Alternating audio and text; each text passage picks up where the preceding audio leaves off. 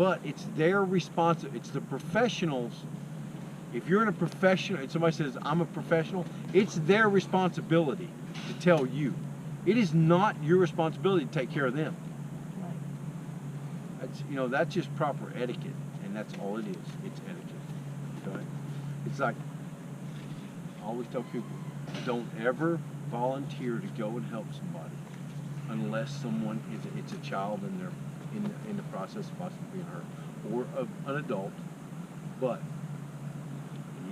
so the other day we're at a barn, and I said people were having problems getting a horse in to come into the wash bay.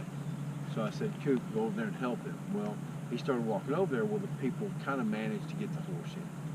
So he stood back at the fence, and I finished what I was doing. We got in the car, and it was a good thing that he said that. He said, hey, I thought we weren't ever supposed to help people, and you told me to go help them people. I said, little insight. I knew tomorrow we're helping those people.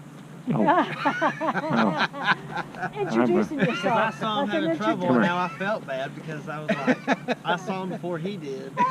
And he's like, hey, go help him. And I'm like, I thought we weren't supposed to just walk up to random people. So ultimately, you're responsible for what your horse is doing. There's a lot going on there. It doesn't matter. Here's what you do. It'd be like, okay, so the 5 of you are driving in your cars, and you're going to Florida, and you're in a convoy, okay?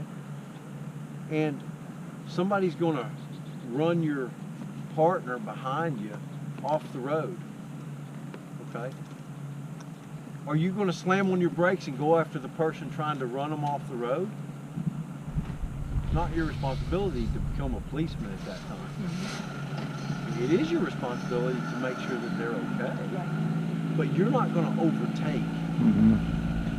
Right. You see what I'm saying? You're going to make sure that your vehicle is secure. This is your vehicle. Right. Your vehicle is secure. Your vehicle is secure. And the 2 of you are a unit. Everybody else can, for a better lack of term, piss off. Right.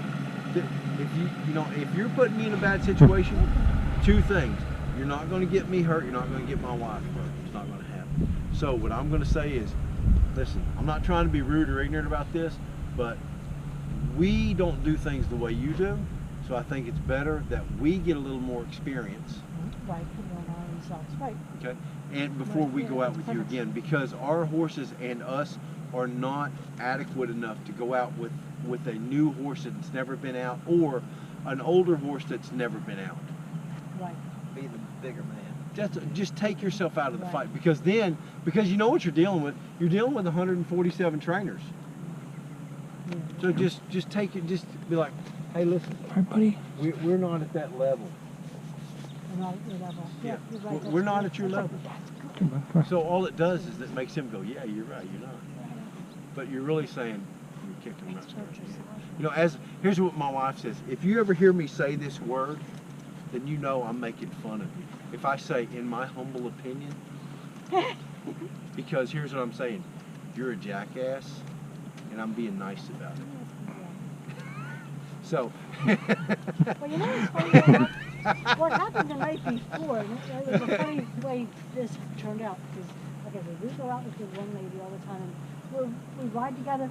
We'll go out, we'll go around the little bushes. It's like, this is what we do. Yeah. This is how we ride, getting their attention. So she knows, and she's Western Pleasure. She doesn't do any of that, but she's along, and her horse is quiet, so we're doing all that. So we come back from this ride, and these other people were in here, and they saw us come back. Oh, where were you? So we go into the barn later, and the one lady gets this vision. She says, I'd really like to go out with you guys. I said, well, Santa hasn't been out on the trail for 5 years. Maybe I ought to start, just take them up our shed route and stuff. That was my way of telling her. No. I think it's not such a hot idea. Imagine our surprise when they were all ready to go when we got here. And it was like, we didn't know what to do. No. So here's what I'll do. I'll tell you the etiquette, the proper etiquette way to kind of take that out. You say to them, so you got 3 or 4 people out here saddled up, ready to go. What you say to them is, listen, we have some homework we've got to do with our horses, and we don't want to upset your horse. So what we think you should do is go first, because we don't want to scare them or upset them.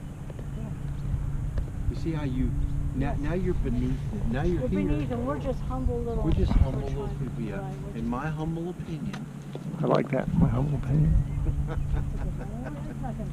Oh, that, Now, it may never happen again, oh, I, but if it does, and you know, that's the thing.